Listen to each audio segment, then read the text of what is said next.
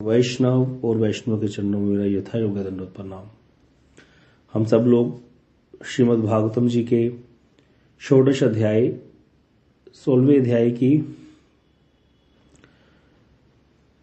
कृष्ण कथा में कृष्ण की कालिया दमन लीला का वर्णन श्रवण कर रहे हैं, जिसमें कथा कल पहुंच गई थी कि कृष्ण जो है कालिया के फेंटे में बंधे हुए हैं और वह निश्चेष्ट हो गए हैं, हिल नहीं पा रहे, और सारे सखा ये देख करके मूर्छित हो गए।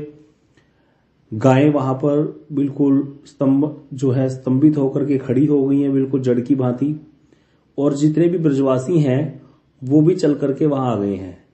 अब देखते हैं किसको याद है। ब्रजवासियों को कैसे पता चला कि कृष्ण पर कोई आपत्ति आ गई है? क्योंकि बच्चों ने तो घर जाके बताया नहीं। को बता सकता है? हाँ, क्योंकि अपशकुन शुरू हो गए थे ब्रज में। देवताओं के द्वारा उल्कापात हुए, कुछ ऐसी चीजें हुई जिससे ब्रजवासियों को आशंका हुई कि अवश्य ही कृष्ण पर कोई विपत्ति आ गई है। बड़ी सुंदर टीका श्री विष्णु चक्रवर्ती पाद जी ने की थी कि ब्रजवासी कैसे कृष्ण को ढूंढते हुए वन में जा रहे हैं, किस प्रकार से पहुंचे थे वन मार्ग में जहां से कृष्ण होकर के गए थे। ये ब्रजवासियों को कैसे पता चला था? कोई बता सकता है कि कृष्ण इसी रास्ते से गए? चरणों के निशान थे। हाँ, चरणों का निशान में गायों के खुर के निशान थे, गोपालकों के निशान थे चरणों के, और कृष्ण के चरणों में। उनमें से किसको देखते हुए ब्रजवासी गए थे? कृष्ण के चरणों को, कृष्ण चरणों को देखते हुए थे। तो इसकी विष्णु चक्रवर्ती पाद जी ने बड़ी सुंदर टीका भी की है कि अन्य पदांत रांतरे की श्रुतियों में जो है विविध सकाम कर्म, अविचार, अर्थवाद, धनुर्वेद, आयुर्वेद, बहुत सारे वाक्य हैं। उसमें बीच बीच में कृष्ण पद भी हैं। तो जो भक्त हैं वो क्या करते हैं? सिर्फ कृष्ण पदों का अनुसरण करते हुए, अर्थात भगवान के माधुर्य, भगवान के स्वरूप और भगवान की उपासना आदि के बोधक जितने भी शब्द हैं, जितने वचन हैं, उनका अनुशीलन करते करते एकांतिक होकर के जो सावधानी पूर्वक चलते हैं। जैसे ब्रजवासी क्या कर रहे हैं? लाखों वहां पर चरण चिन्ह है, असंख्य गोप हैं, सखा है कृष्ण के, और असंख्य गायें हैं, उन सबके पद चिन्ह भी हैं, गोपों के पद चिन्ह भी हैं ग्वाल वालों के, लेकिन उनको ना देख करके सिर्फ कृष्ण के पद चिन्हों का अनुसरण करते हुए चल रहे हैं ब्रजवासी। इसी प्रकार कहते वो कृष्ण के जैसे निकट पहुंच जाएंगे अभी। इसी प्रकार जो साधक भी ऐसे ही भगवान के स्वरूप, उनके माधुर्य और उनकी उपासना के जो जितने भी शब्द हैं। अब आप कहोगे ये हमें इसमें वेद की जरूरत क्यों पड़ी? वेद की जरूरत हमें इसलिए पड़ी क्योंकि हमने तो भगवान को नहीं देखा, हमें भगवान के बारे में कौन बताए? भगवान के मुख से निकले हुए वेद ही भगवान का परिचय बताते हैं। लेकिन बाहरी रूप से देखा जाए, वेद में सारे श्लोक कैसे हैं? कर्म प्रतिपादक, ज्ञान प्रतिपादक। ज्यादातर श्लोक वेद में कर्म प्रतिपादक हैं, कुछ श्लोक ज्ञान प्रतिपादक है, और बहुत ही कम श्लोक भक्ति प्रतिपादक है, जहां पर भगवान के विषय में बताया गया है। तो इसीलिए वहां पर क्या है, यहां पर कह रहे हैं कि जो भक्त हैं वो सिर्फ भक्ति प्रतिपादक श्लोकों को देखते हुए, भगवान का जो भक्ति प्रतिपादक श्लोक है वेद में, वो क्या करते हैं? भक्ति की महिमा को स्थापित करते हैं, भगवान के स्वरूप का बोध कराते हैं, भगवान के ऐश्वर्य का बोध करवाते हैं। तो जो उनका अनुसरण करते हैं, बस उसको ही सुनते हैं, उसको ही फॉलो करते हैं, वो कृष्ण के निकट पहुंच जाते हैं। जो श्रुतियों के इन लुभावने वाक्यों में उलझ गया, जो कर्म प्रतिपादक वाक्य है या ज्ञान प्रतिपादक वाक्य है, वो रह गया, फिर पीछे वो उलझा रह जाएगा। आज अगर हमारी दिशा देखी जाए तो हमारे में और भगवान में क्या डिफरेंस वो पड़ा कौन सी चीज है जो बाधा दे रही है? हमारी भोग वासना है। और क्या उत्तर है? हम ज्ञानी तो है नहीं, मुक्ति नहीं चाहते, हम भक्ति ही करना चाहते हैं, लेकिन हमारे जो बद्ध दशा के कारण हमारा जो हृदय की दुर्बल्य है, हमारे हृदय में जो भोग वासनाएं भरी पड़ी हैं, वो हमको भगवान से मिलने नहीं देती, वो हमें वो वाला भजन नहीं करने देती जिस लेवल का भजन हमको करना चाहिए। तो इसीलिए हमारी शरणागति में भी कमी हो जाती है। तो इसीलिए कहते हैं जो भक्त हैं वो क्या करते हैं? सिर्फ शास्त्रों में उतनी ही वाक्य को ग्रहण करते हैं जो कृष्ण को मिलाने वाले हैं। तो इस तरह से कहते यहाँ पर श्रुतियों के जो दूसरे वचनों पर दृष्टि करता है या दूसरे पदों को देखता है, तो कृष्ण को भूलकर कोई भी कृष्ण के समीप नहीं जा सकता, फिर कृष्ण को भूल जाएगा। गोकुल के गोप गोपियां क्या कर रही हैं? कृष्ण के पद चिन्हों को देखते देखते ही कृष्ण के निकट पहुंचे। जगत के जो लोग हैं, वेद विश्वासी जो लोग हैं, जो वेद में ही वेद को मानते हैं, वे भी कहते हैं वेदोक्त कृष्ण पद आश्रय करके कृष्ण के निकट जाने में समर्थ होते हैं। तो यहां पर वेदों को त्यागने की बात नहीं कही गई, वेदों को ग्रहण करना है, लेकिन वेद में किस चीज को ग्रहण करना है? जो श्रुति वाक्य कृष्ण प्रतिपादक है, कृष्ण के बारे में सूचना देते हैं बस। तो कहते कृष्ण के पथ में असंख्य गोपालकों के पदचिन्ह होने पर भी, गायों के पदचिन्ह होने पर भी अविकृत रूप से कृष्ण के पदचिन्ह विराजमान थे, जो उनको ही जो ब्रजवासियों ने फॉलो किया और फॉलो करते करते वो कृष्ण तक पहुंच गए। यहां पर इस तरह से सर्वसाधारण के लिए श्री विष्णु चक्रवर्तीपाद जी कहते हैं कृष्ण के समीप जाने का उपाय देखा गया। सर्वसाधारण व्यक्ति भी कृष्ण के समीप कैसे जा सकता है, कैसे भगवान के निकट हम पहुंच सकते हैं, साधारण व्यक्ति, ये कितनी बड़ी बात यहां पर बताई गई है। अब ऐसे कहते जैसे जैसे वो जा रहे हैं ब्रजवासी यमुना जी की ओर अग्रसर हो रहे थे पद चिन्हों का अनुसरण करते करते, उतने ही कृष्ण के अनिष्ट की आशंका जो है वो बढ़ती जा रही थी, हृदय अधीर होता जा रहा था। क्यों? क्योंकि वो रास्ता किस तरफ जा रहा था? कालिया हृदय की तरफ, जहां पर कोई भी जाता नहीं था। तो उनको पता था कि इसी दिशा में तो यमुना के हृदय में कालिया निवास करता है, हो ना हो उसके तीव्र जो विष है उसकी ज्वाला से तो वहां कोई प्राणी बच के ही नहीं जा सकता। अवश्य ही कृष्ण भी कालिया के विषैले जल में विष के प्रभाव से मर गया होगा, ऐसा ब्रजवासी सोच रहे हैं और सोच करके व्याकुल हो गए। व्याकुल होकर के पहले से भी ज्यादा तीव्र गति से चलने लगे और दूर से देखा, जब जाकर के पहुंच के तो सचमुच उन्होंने क्या देखा कि कृष्ण तो कालिया के फेंटे में ही बंधा पड़ा है, जकड़ा हुआ है और निश्रेष्ठ हो गया है। इस तरह से कहते इस हृदय विदारक दशा को देख करके कृष्ण की जो ब्रजवासियों की दशा हुई है उसको भाषा में वर्णन नहीं किया जा सकता। सभी अपने दोनों हाथों से सिर और छाती को पीटने लगे, हा कृष्ण, हा ब्रज जीवन कहकर विलाप करने लगे और कालिया हृदय के निकट आ गए हैं सब लोग। और वहां पर देखा कि जो शुबल है, श्रीदाम आदि सखा जितने भी हैं वो सारे मूर्छित हुए पड़े हैं। तो जब देखा उनके शरीर में प्राण है कि नहीं है ये भी उनको समझ नहीं आ रहा था। कुछ दूर पर देखा गायें भी बिल्कुल निर्जीव की भांति खड़ी हैं और अश्रु गिर रहे हैं उनकी आंखों से। एक टक वो कालिया के पाश में जकड़े हुए कृष्ण को देख रही हैं। अब यहां पर ब्रजवासी जो हैं वो ऊंचे ऊंचे स्वर में पुकारने लगे अपने बच्चों को, हे श्रीराम, हे सुबल, बताओ, हे कृष्ण के प्यारे सखाओ, तुम सब तो कृष्ण के साथ ही थे, यह बताओ कि ये हमारा कृष्ण, प्राणप्रिय कृष्ण कालिया के फेटे में कैसे आ गया? क्या कृष्ण कालिया हृदय के तट पर आया था या कालिया बलपुर इसको हृदय के पास खींच के ले गया या चंचल कृष्ण स्वयं ही कालिया हृदय में कूद गया? जब कृष्ण ने ऐसा ही किया या उसको किसी ने ऐसी बुद्धि दी कि तुम ऐसे करो, किसी ने उसको ऐसा परामर्श दिया है? तो ये दशा बताओ, ये कृष्ण की दशा हमें से कैसे हुई है? ये सारे लोग पूछने लगे बच्चों को नाम ले लेकर। अब जितनी भी बातें वो पूछ रहे हैं बालक तो वहां मूर्छित हुए पड़े, कोई उत्तर ही नहीं दिया, ना संकेत में ही कुछ बोला। तो ब्रजवासी जो है स्पष्ट जान गए कि भैया गो बालक तो उस जगत में नहीं है, सारे बच्चे मर चुके हैं। तब तो ब्रजवासी और भी अधीर हो गए और मन ही मन विचार करने लगे, हाय हाय, हमारे शरीर से प्राण क्यों नहीं निकल जाते? इसके पश्चात कहते अब कृष्ण ने क्या किया था? इससे पहले हमने सुना था वन विहार का वर्णन, कृष्ण जब गैया चरा करके वापिस आते हैं, कैसे जो ब्रज की प्रोड़ा गोपियां वो तो मक्खन इत्यादि निकाल करके रखती हैं, कृष्ण को गोद में बिठा करके मक्खन खिलाती हैं, लेकिन जो गोप वधुएं हैं, जहाँ ब्रज की गोपियां हैं, वो कृष्ण को कितना प्रेम करती हैं। क्योंकि यहाँ वर्णन आ गया था, पीछे किसी को याद हो, कि कृष्ण की पौगंड लीला में ही किशोर के चिन्ह भगवान के अंदर आ गए थे। जैसे कई बार छोटे बच्चों में देखा जाता है कि वो बड़ो बड़ो जैसे दिखने लगते हैं, तो ऐसे ही कृष्ण भी पौगंड अवस्था, तो 6 से 10 वर्ष का बच्चा तो बहुत छोटा होता है, लेकिन पौगंड अवस्था में ही कृष्ण में किशोर अवस्था के लक्षण दिखाई देने लगे थे। इसीलिए तिरछी चितवन से गोपियां उनको निहारती थीं और जो गोप वधु है उनका भी कृष्ण के प्रति अनुराग हो गया था। पूर्व अनुराग है, ये तो आज का अनुराग नहीं है, आज का प्रेम नहीं है, ये तो प्राचीन प्रेम है कृष्ण का गोपियों के साथ, तो वो सारा प्रकट हो चुका था। इसीलिए कहते जो गोप वधुएं हैं वो और जो गोप बालिकाएं हैं, ललिता विशाखा आदि, और जितनी भी गोप वधुएं जिनका विवाह होकर के जो यहाँ आई हैं, यमुना तट पर उपस्थित होकर के प्राण प्रियतम कृष्ण को कालिया नाग में बंधा देख करके जगत को क्या देखने लगी? शून्य देखने लगी। ठीक है, जब देखने लगी शून्य जगत को, तो कहते अब यहाँ पर इनका क्या है? इनका नव अनुराग है कृष्ण के प्रति, नया नया प्रेम जागृत हुआ है। किसी लड़का लड़की का नया नया प्रेम जागृत होता है ना, तो अलग सा उत्साह होता है। अब ये बातें थोड़ी ऊपर की होगी, रास की तरफ जा रही है गति, क्योंकि आगे रास लीला आएगी, तो इसको थोड़ा प्राकृत लेकर के समझना पड़ेगा, लेकिन है अपराकृत। तो यहाँ पर क्या है, अब उनका तो कृष्ण के प्रति बड़ा नया नया अनुराग है। कृष्ण के चरणों में देह, मन, प्राण सब कुछ न्यौछावर कर चुकी हैं। मणि मन कृष्ण को अपने जीवन का सार और सर्वस्व के रूप में उन्होंने वर्ण कर लिया था। तो इस तरह से कहते अब यहाँ पर गोपियां जो हैं, जो जितनी भी गोपियां हैं, जो गोप वधुएं हैं, बहुएं बनकर के आई हैं ब्रज में, वो सारी ही कृष्ण की नयन भंगी, उनका मुख, मनमोहक मुख, उनका मधुर कोमल आलाप, बोलना कृष्ण का, और सारा स्मरण कर करके उनका जो मन ही मन है, मरण से भी अधिक जो है उनको क्या हुआ, यातना अनुभव होने लगी। लेकिन क्या करें, सबके सामने प्रकट भी नहीं कर सकते भाई, क्योंकि ये तो छुपी हुई बातें होती हैं।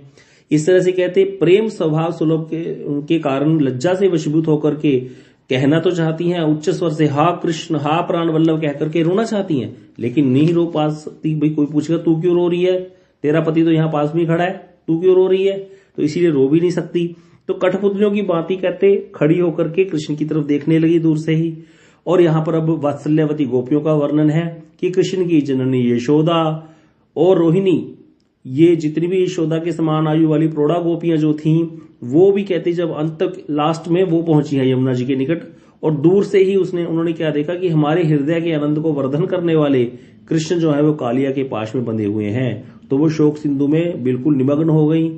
अब यशोदा मैया की दशा का वर्णन कर रहे हैं यहाँ विष्णु चक्रवर्ती जी लिखते हैं कि अपने आंचल की निधि, अपने जीवन के जीवन स्वरूप कृष्ण को दूर से ही कालिया नाग में बंधा देख करके वात्सल्य प्रेम की जो सागर है, महासागर कृष्ण जननी यशोदा जो है, उनकी क्या स्थिति हुई होगी इसका कोई अनुमान भी नहीं कर सकता। जहां कृष्ण ने जैसे उन्होंने देखा कृष्ण को पाश में बंधा हुआ दूर से, वहीं निर्वाक हो गई, स्पंदनहीन होकर के मूर्ति की भांति खड़ी रह गई। उस समय उनके शरीर में प्राण है कि नहीं है कोई समझ नहीं पा रहा था। नेत्रें पलकें नहीं झपका रही थी, हृदय में धड़कन नहीं थी, मुंह से शब्द नहीं निकल रहा था, कुछ पता नहीं चल रहा था। अब ऐसी दशा देख करके बलदेव जी की जननी जो रोहिणी मैया है और यशोदा की समान आयु वाली जो गोपियां हैं, वो आकर के यशोदा जी के निकट आई और उनको सांत्वना देने लगी। यहाँ पर कह रहे हैं कि यद्यपि जितनी भी ये गोपियां हैं, इनका हृदय भी शोक से विदीर्ण है, लेकिन जो इनका फिर भी कुछ लेवल है, लेकिन यशोदा मैया तो बिल्कुल जो है आपे से बाहर हो चुकी है, उनको कुछ भी सुधबुद्ध नहीं है। तो इसीलिए कृष्ण की पूतना वदादी लीलाओं का स्मरण करके अपने हृदय को और उन लीलाओं का वर्णन करके यशोदा जी को सांत्वना देने का प्रयास करने लगी। तो यहाँ पर बताती हैं, बहुत सुंदर वर्णन है श्री वात्सल्यवती गोपियां यशोदा जी को कहती हैं, कृष्ण की मैया, अरे तुम कृष्ण के लिए व्यथा चिंता क्यों करती हो, क्यों अनुताप कर रही हो? क्या तुम्हें महातपस्वी गर्गाचार्य मुनि की बातें याद नहीं है? उन्होंने कहा था नारायण समगुणी, तुम्हारे पुत्र के अंदर तो नारायण जी के जैसे गुण देखे जा रहे हैं, इसका देख के मैं बता रहा हूं। तो ये बड़ा प्रभावशाली होगा, इसका ध्यान से पालन करना, ऐसा बोला था ना गर्गाचार्य जी ने। तो इसीलिए जब 6 दिन का तेरा लाला था तो क्या हुआ था, पूतना आई थी राक्षसी, और तेरे लाला ने उसका वध कर डाला था। फिर शकट भंजन हुआ, यमुना अर्जुन हुआ, भंजन कितनी भी लौकिक कार्य किए, तिरनाव्रत आया, बकासुर आया, अगासुर आया, और कहते तुम्हारे पुत्र ने क्या किया, सारे हमारे कृष्ण को मारने के लिए आए थे, लेकिन सारे ही मृत्यु को प्राप्त हो गए। तो यशोदे, यद्यपि कृष्ण तुम्हारे स्तन का दूध पी करके लालित पालित हुआ है, लेकिन दुष्टों का दमन करने में तो बड़ा ही चतुर है।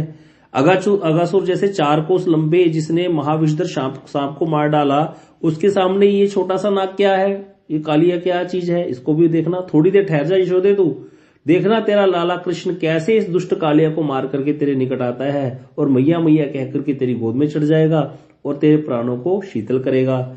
इस तरह से कहते गोपियां जो है सांत्वना देने लगी थी, लेकिन उनको पता था कि यशोदा जो वात्सल्य रस की सार है, उसको वो धैर्य धारण नहीं करा सकती किसी प्रकार से।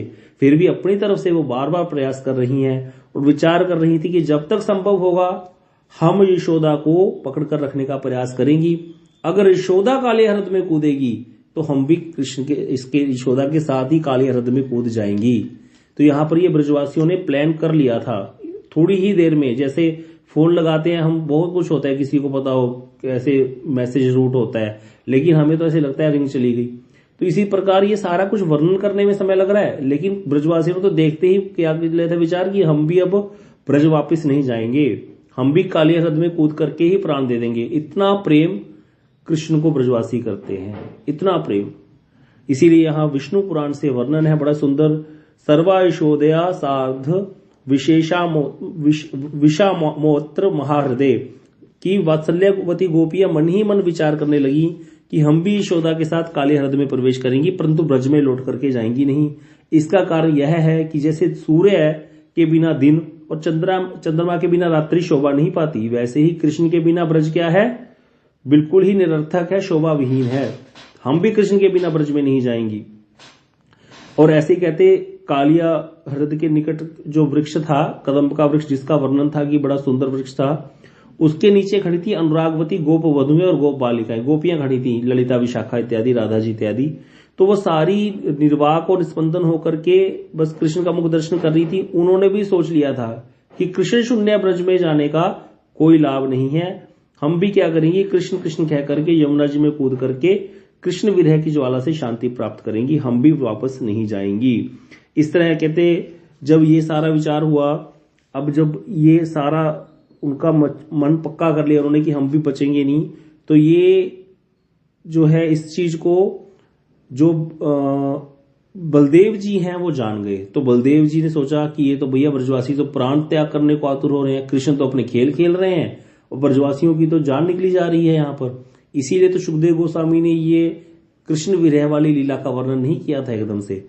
तो यहाँ पर बलदेव जी ने बड़ा प्रयास किया, किसी को मधुर वचनों द्वारा, किसी को हाथ पकड़ करके, किसी को संकेत पूर्वक बलदेव जी ने रोका। कितने ही रूप धारण उस समय बलदेव जी ने कर लिए। बलदेव जी का प्रभाव देवता देख रहे हैं ऊपर से खड़े की, एक एक रूप धारण करके बलदेव जी सबके पास गए हैं और सबको आंसू पोंछ पोंछ करके सांत्वना दे रहे हैं कि चिंता मत करो, कृष्ण तो यहीं आने वाला है, कहां जा रहे हो प्राण त्याग करने, तुम्हारे बारे में कृष्ण पूछेगा तो मैं क्या बोलूंगा, तुम तो प्राण त्याग कर दोगे, कृष्ण तो वापिस आएगा तो फिर क्या बोलेंगे। इस तरह से बलदेव जी सबको सांत्वना दे रहे हैं और इधर कृष्ण को भी संकेत करने लगे बलदेव जी कि हे ब्रज जीवन, अब सर्प के साथ खेलना छोड़ दो, ये ब्रजवासियों के जीवन की रक्षा करो, कहीं ये ना हो कि लेने के देने पड़ जाए। तो इसीलिए बलदेव जी की चेष्टा, जो बलराम जी की चेष्टा से ब्रजवासियों ने यमुना जी में तो प्रवेश नहीं किया, लेकिन वहां पर वो खड़े खड़े होकर के बहुत ऊंचे ऊंचे स्वर से विलाप करने लगे। अब कृष्ण ने सोचा कि चलो भैया अब कालिया का उद्धार कर ही देते हैं। तो यहां पर कहते जब ऐसे बलदेव जी की प्रार्थना सुनी और ब्रजवासियों का देखा कि ब्रजवासी क्या है, बिल्कुल प्राण त्यागने को आ गए हैं, तो इसीलिए कृष्ण ने कहते थोड़ी देर तो बंधे रहे। अब यहां पर जो है कृष्ण को समझ में आ गई ब्रजवासी तो निश्चय ही मर जाएंगे। तो कृष्ण का हृदय तो बड़ा ही कोमल है, भगवान बड़े भक्त वत्सल हैं। भगवान के जितने रूप हैं, नरसिंह, वामन, कूर्म, जितने भी अवतार भगवान धारण करते सारे ही भक्त वत्सल, लेकिन उसमें कृष्ण जो मूल है, अवतारी है कृष्ण, तो अवतारों के मूल है, इनसे बड़ा भक्त वत्सल कोई नहीं हो सकता। इसीलिए श्लोक को सुनकर के वापिस आ गए थे श्री सुखदेव गोस्वामी। जब सुना था अहो बकियम यम स्तन कालकूटम, जिन्होंने 100 बच्चों का कत्ल करके आई पूतना को भी धत्री उचितम गति प्रदान कर दी। कम्वा दयालु शरणम वजेम, उससे बड़ा दयालु और कौन होगा जिसकी शरण में जाया जाए।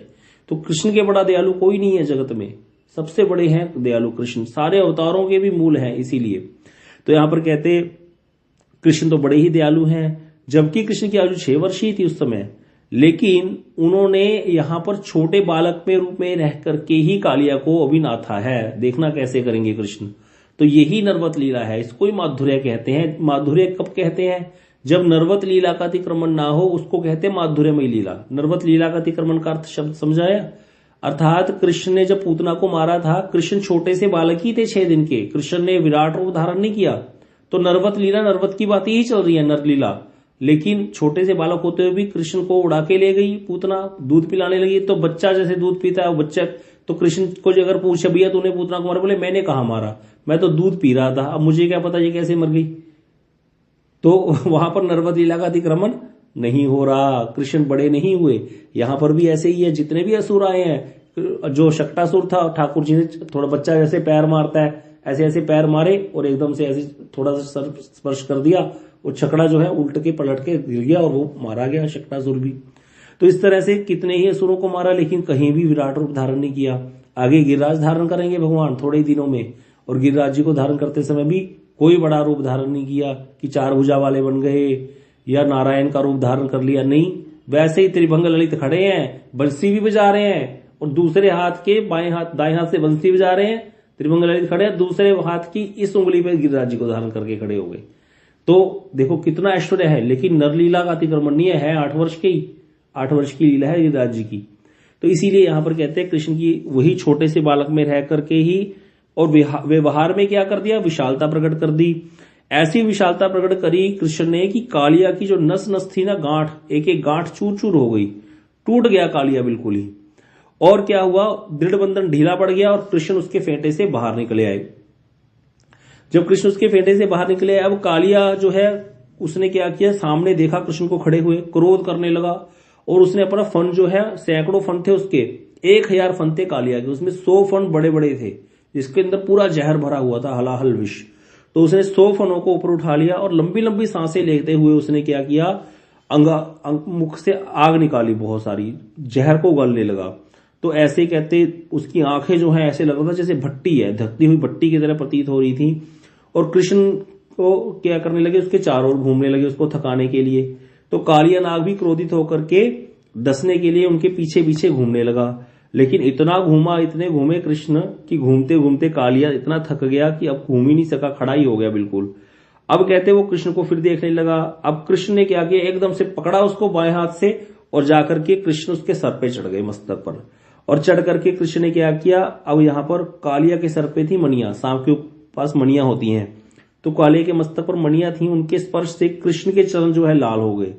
तो कहते इतनी सुंदर शोभा हुई है यहाँ पर भगवान की, कृष्ण की इतनी सुंदर शोभा की कोमल कोमल चरण कृष्ण के, और लाल लाल मणियों की जो कांति है वो ठाकुर जी के चरणों पर पड़ रही है और देवता ऊपर खड़े होकर के ये अनुपम दृश्य जो है देख रहे हैं। और कृष्ण ने क्या किया, कालिया के ही मस्तक पर नृत्य करना आरंभ कर दिया।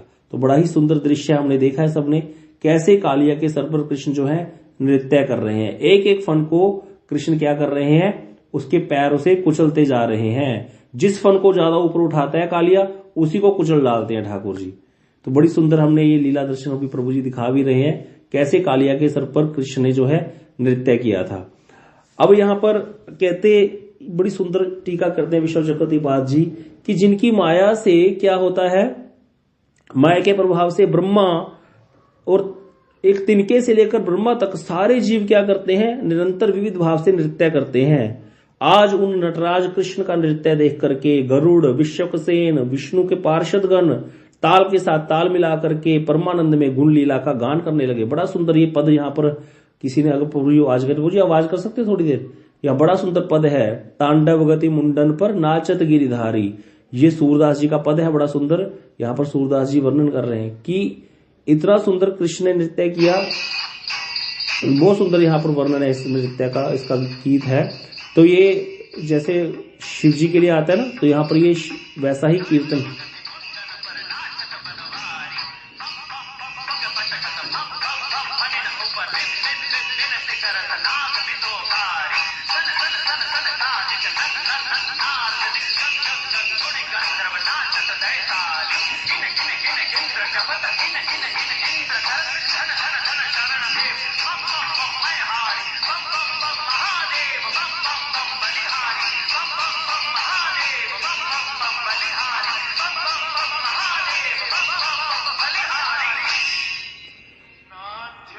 तो यहाँ पर यही बताया गया कि कृष्ण जो शंकर जी है वो भी बलिहारी जा रहे हैं। शंकर जी को क्या बोला जाता है, नटराज बोलते हैं ना शंकर जी को।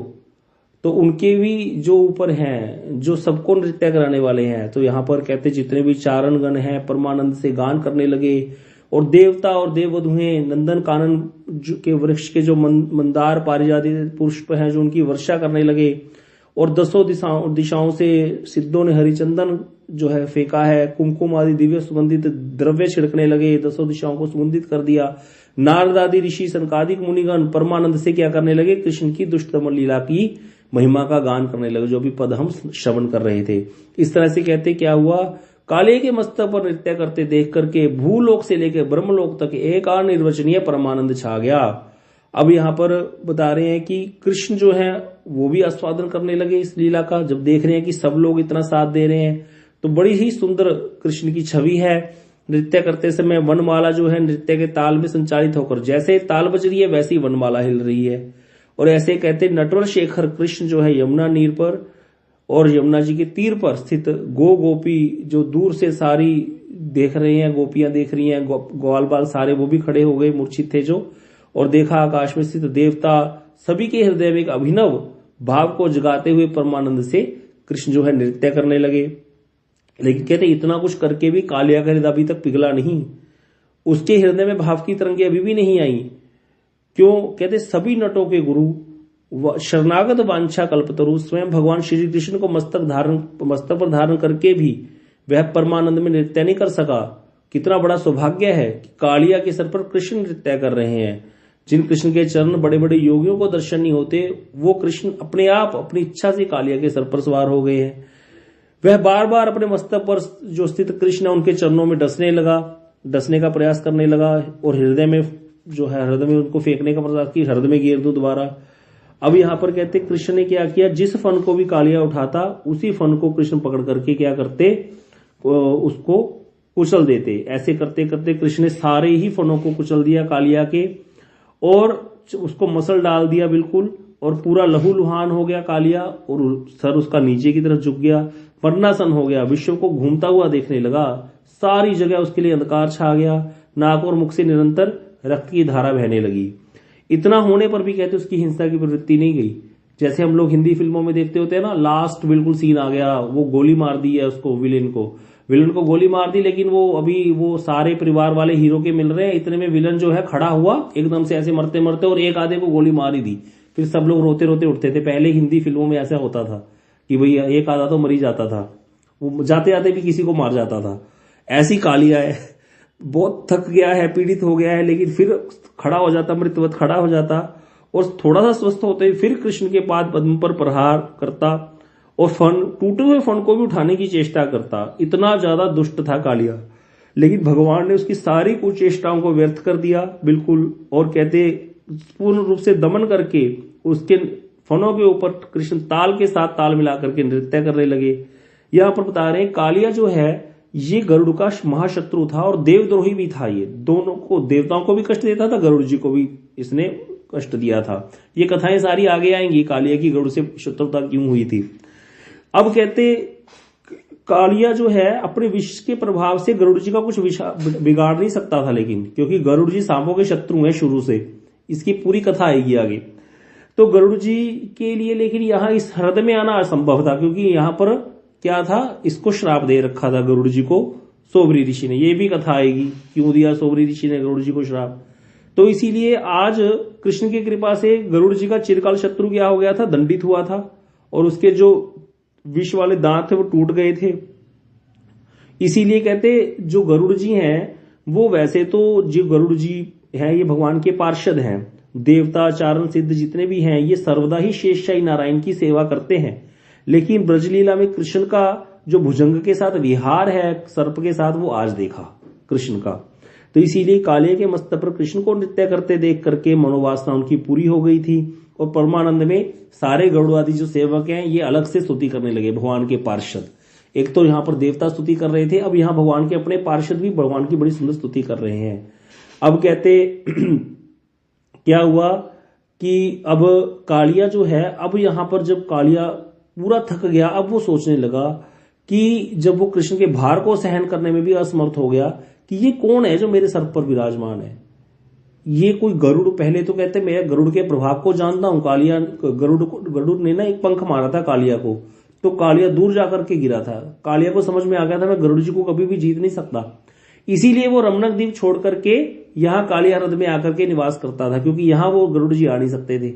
तो इसीलिए कालिया सोच रहा है कि गरुड़ से भी बड़ा मैं सोचता था कोई नहीं है शक्तिशाली, लेकिन इसके सामने तो लाखों गरुड़ भी कुछ नहीं है, ये कोई साधारण बालक नहीं है। इसीलिए मुझे इसके चरणों में शरणागत हो जाना चाहिए, और ये मेरे भक्त वत्सल प्रभु मेरी बुद्धि को शुद्ध करके मुझे अपने चरणों में आश्रय प्रदान करें। यही भाव रख करके कालिया जो है भगवान के शरणागत हो गया। तो यहाँ पर अब कल हम टीका श्रवण करेंगे विश्वनाथ चक्रवर्तीपाद जी की, कि कालिया भगवान के शरणागत क्यों हुआ। इसके पीछे भी रहस्य है। कालिया की पत्नियां, तो वो हमेशा वो बड़ी भक्त थी भगवान की, वो कालिया को कथा सुनाती थी। हम लोगों में से भी कुछ लोग होंगे जो चाहते हैं कि हमारे परिवार वाले भजन करें, किसी ना किसी तरीके से चेष्टा करते हैं वो लोग भजन कर ले। अभी भी शायद किसी के घर में किसी की धर्म पत्नी सो रही होगी, पतिदेव सुन रहे होंगे कथा, किसी का पति कथा सुन रहा होगा, पत्नी जी सो रही होंगी, वो चाहता होगा कि थोड़ी सी सुन ले ये भी, लेकिन वही करंट भी लगने का डर होता है। तो सब तरह की चीजें होती है, लेकिन चेष्टा एक भक्त की दूसरे के लिए हमेशा रहती है कि भाई जो है चेष्टा करनी चाहिए व्यक्ति को। क्यों? क्योंकि उनको होता है कि चेष्टा करने से क्या है, इसका भी कल्याण हो जाएगा। तो इसीलिए यहाँ पर आएगा वर्णन कि कैसे जो है कालिया की पत्नियां जो है वो उसको ना चाहते हुए उसको कथा सुनाती थी, कृष्ण के माधुर्य का वर्णन करती थी। इसीलिए कालिया की भक्ति उन्मुखी सुकृति हो गई थी, जिसके कारण कृष्ण के चरण प्राप्त हुए। उसको साधारण बात थोड़ी है। तो ये हम कथा कल श्रवण करेंगे। अभी आप लोग अब विश्राम करेंगे। सब लोग अभी इस कथा को यहीं पे विश्राम देते हैं। वांछा कल्पतरुभ्यश्च कृपा सिंधुभ्यश्च पतितानां पावनेभ्यो